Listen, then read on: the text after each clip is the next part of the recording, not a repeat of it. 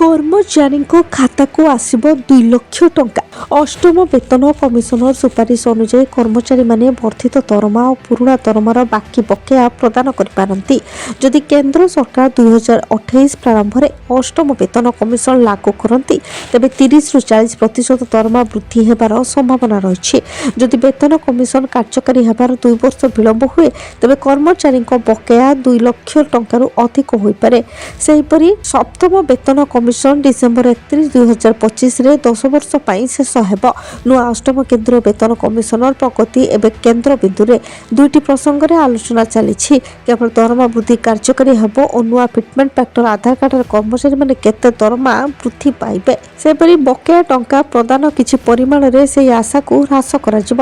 ଅଷ୍ଟମ ବେତନ କମିଶନ ମୌଳିକ ଦରମା ସଂଶୋଧନ ସହିତ HRA, ପରିବହନ ଭତ୍ତା, ମହଙ୍ଗା ସହାୟତା ଢାଞ୍ଚା, ଗ୍ରାଚ୍ୟୁଇଟି, ଅବସରକାଳୀନ ସୁବିଧା ଇତ୍ୟାଦି ସମୀକ୍ଷା କରାଯିବ।